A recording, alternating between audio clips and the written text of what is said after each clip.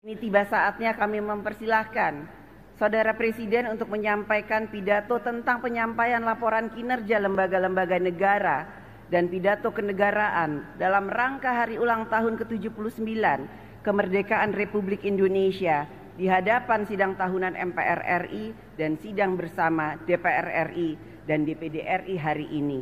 Kepada Saudara Presiden, kami persilahkan.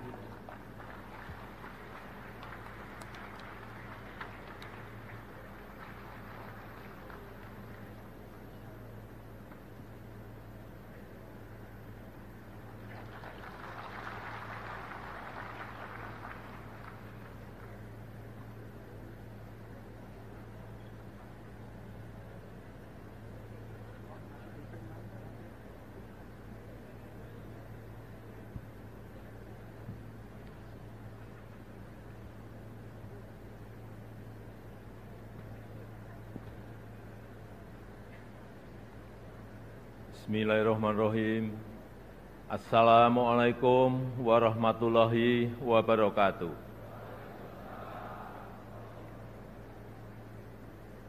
Selamat pagi, salam sejahtera bagi kita semuanya. Shalom, Om Swastiastu, Namo Buddhaya, salam kebajikan. Yang saya hormati Wakil Presiden Republik Indonesia, Bapak Profesor Dr. Kiai Haji Ma'ruf Amin, beserta Ibu Hajah Wuri Ma'ruf Amin.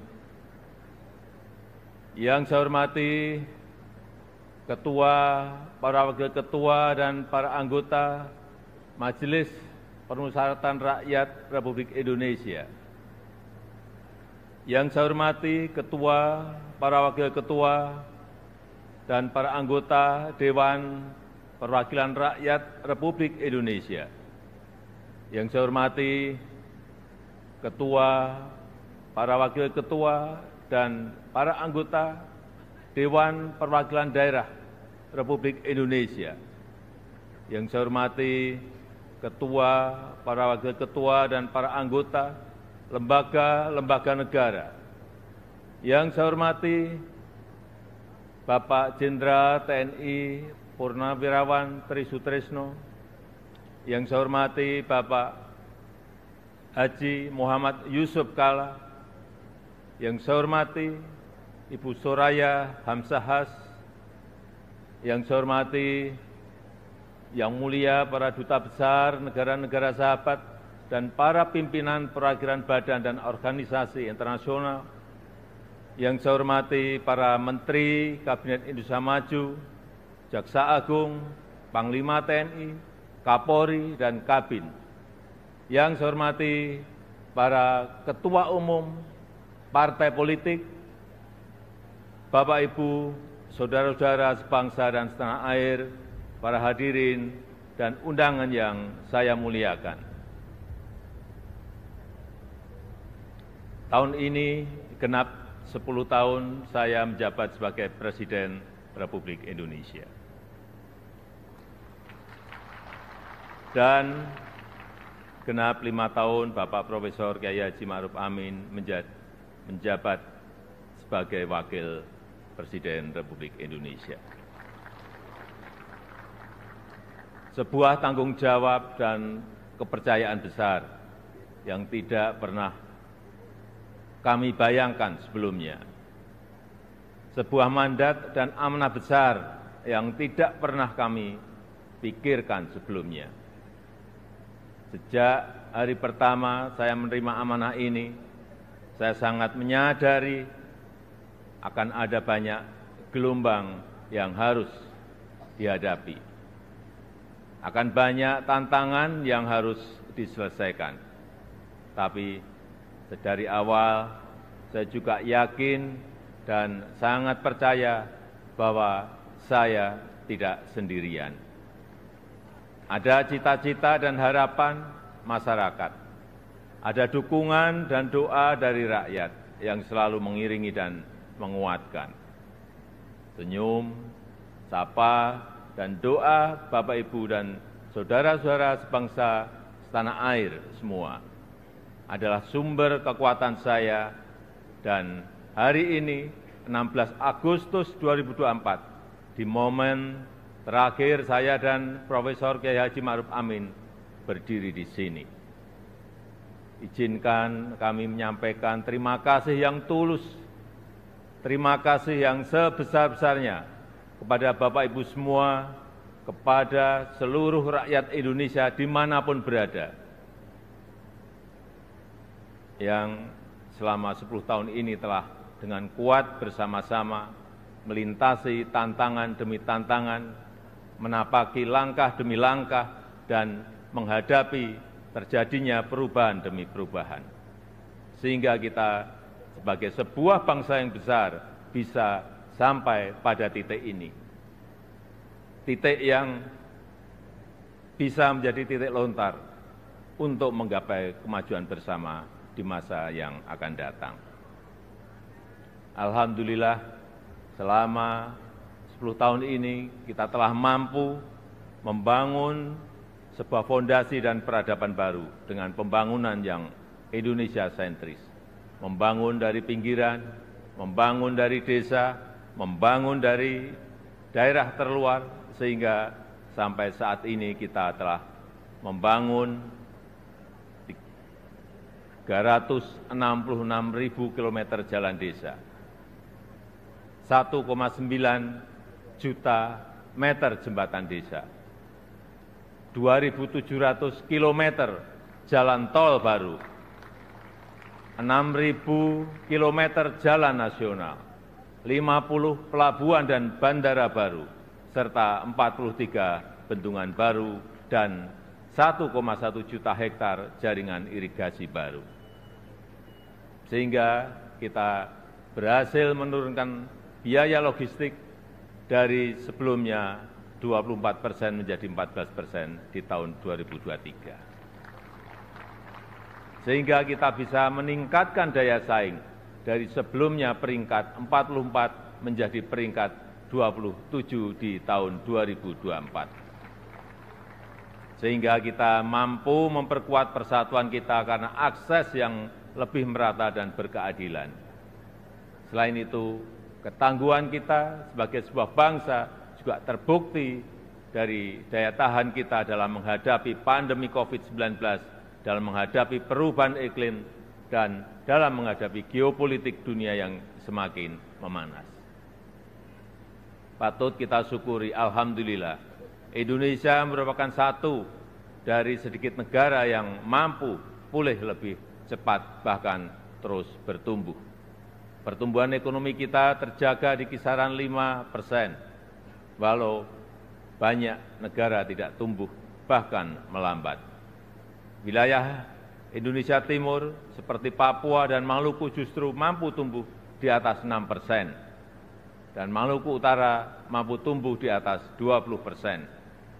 Inflasi juga terkendali di kisaran 2–3%, saat banyak negara mengalami kenaikan yang luar biasa, bahkan ada yang mencapai lebih dari 200%. Angka kemiskinan ekstrem mampu kita turunkan dari sebelumnya 6,1% menjadi 0,8% di tahun 2024. Angka stunting juga mampu kita kurangi dari sebelumnya 37% menjadi 21,5% di tahun 2023.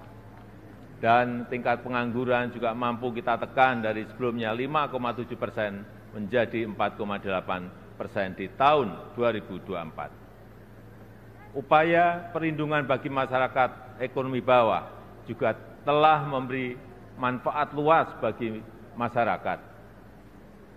361 triliun rupiah anggaran Kartu Indonesia Sehat selama 10 tahun ini telah digunakan untuk membiayai layanan kesehatan lebih dari 92 juta peserta JKN per tahunnya, mulai dari usia dini sampai lansia yang tersebar di seluruh Indonesia.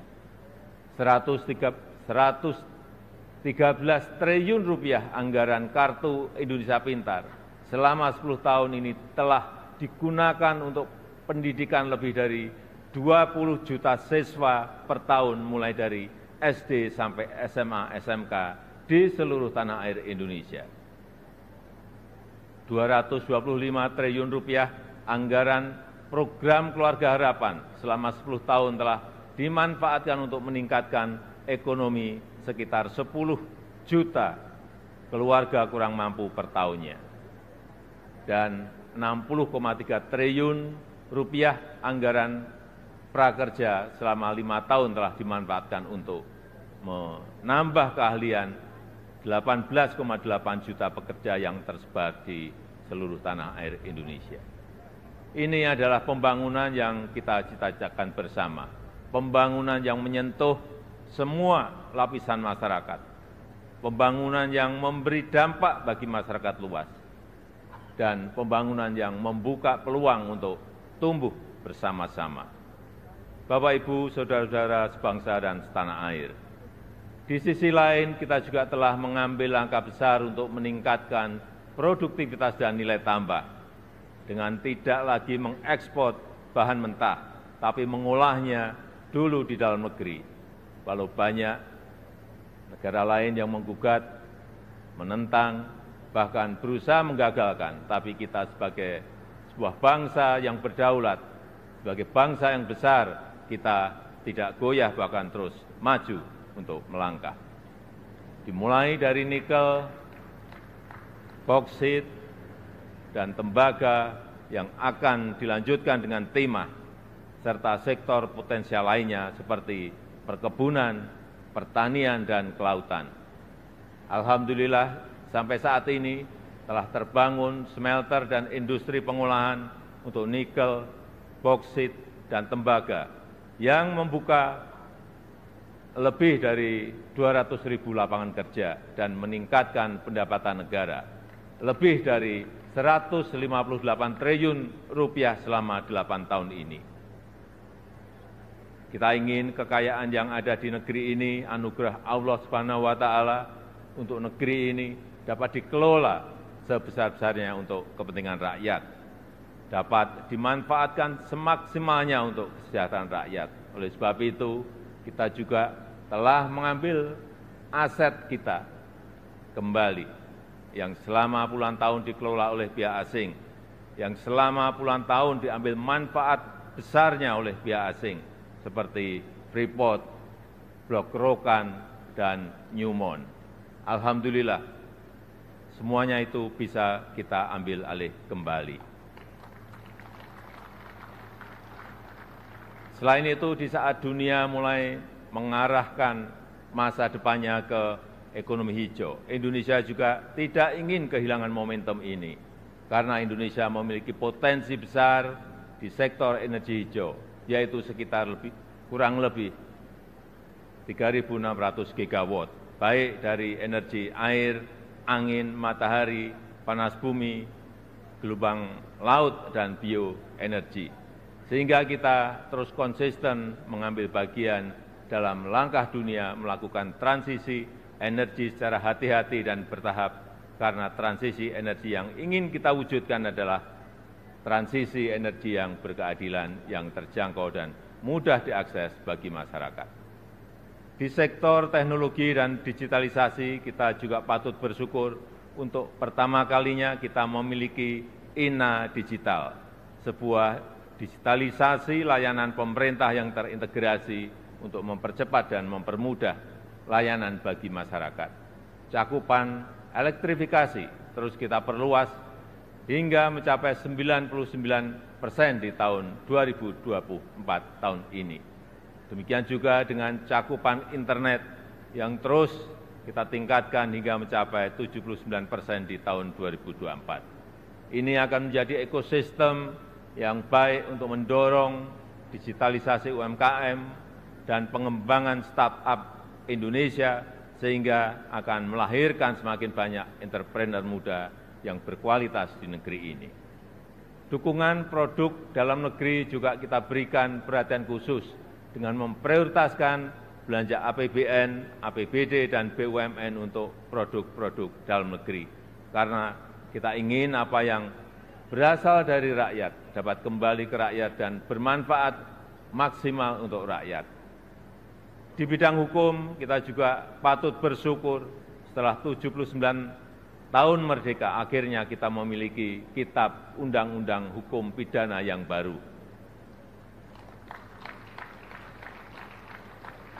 Sebagai upaya memodernisasi hukum Indonesia, serta Undang-Undang Cipta Kerja yang merevisi 80 undang-undang dan 1.200 pasal. Sebagai upaya untuk menderegulasi peraturan yang tumpang tindih.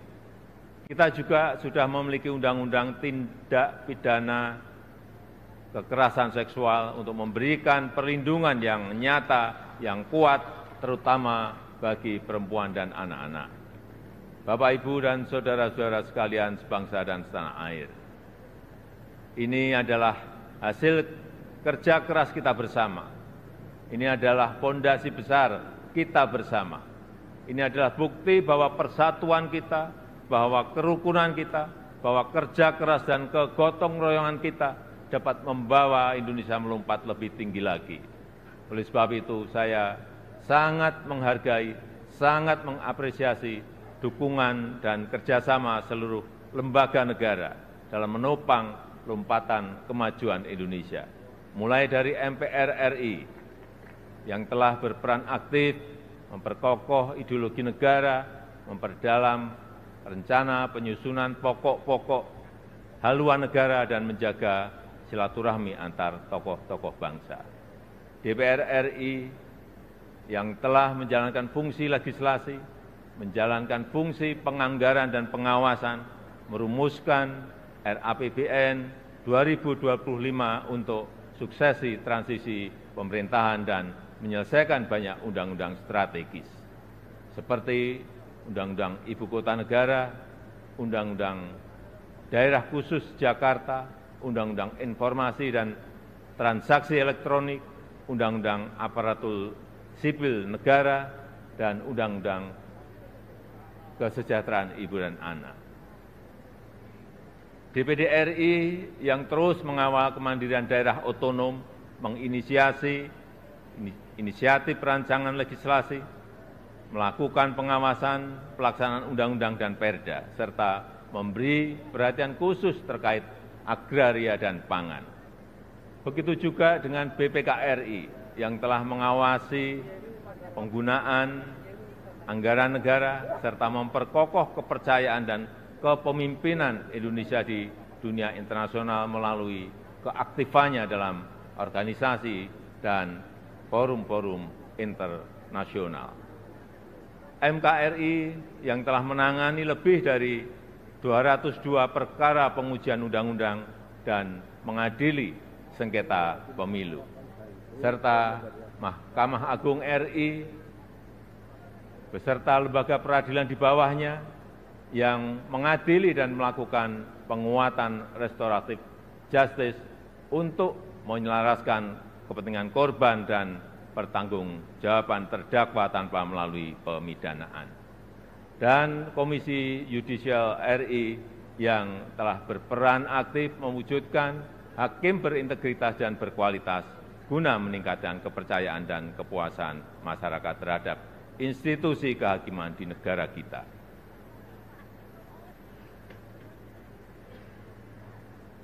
Bapak, Ibu, saudara-saudara sebangsa dan setanah air.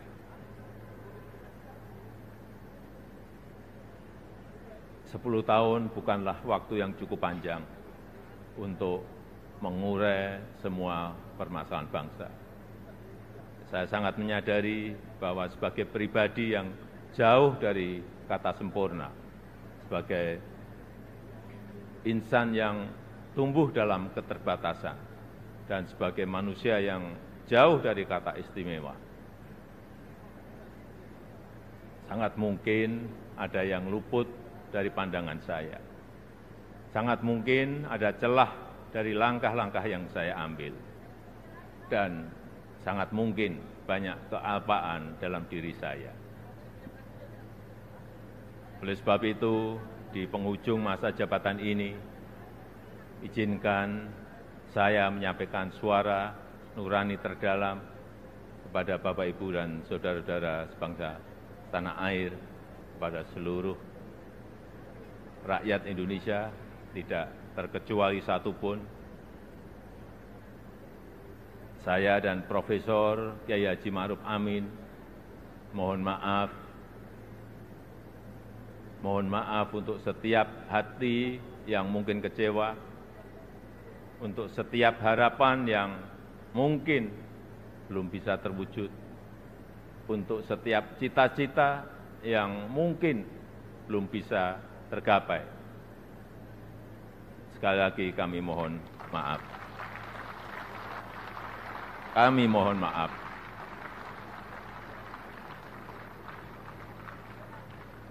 Ini adalah yang terbaik yang bisa kami upayakan bagi rakyat Indonesia, bagi bangsa dan negara Indonesia. Saya tahu bahwa hasil yang kita capai pada saat ini belum sepenuhnya tuntas mencapai hasil akhir. Belum sepenuhnya sesuai dengan harapan dan keinginan Bapak Ibu semua. Namun saya yakin dan percaya dengan persatuan dan kerjasama kita, dengan keberlanjutan yang terjaga, Indonesia sebagai negara yang kuat dan berdaulat akan mampu melompat dan menggapai cita-cita Indonesia Emas di tahun 2045. Terakhir, kepada Presiden terpilih Bapak Jenderal TNI Purnawirawan Prabowo Subianto. Tahun depan, insya Allah Bapak yang akan menyampaikan pidato kenegaraan. Nanti pada tanggal 20 Oktober 2024, izinkan saya menyerahkan tongkat estafet kepemimpinan ini kepada Bapak Prabowo Subianto.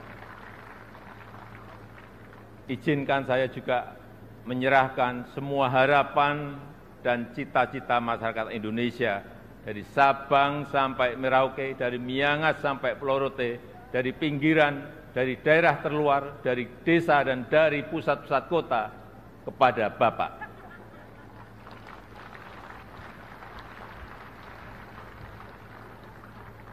Semoga Allah SWT, Tuhan yang Maha Kuasa, senantiasa memberikan petunjuk dan kemudahan bagi bangsa Indonesia dalam kepemimpinan Presiden Prabowo Subianto pada pemerintahan periode mendatang.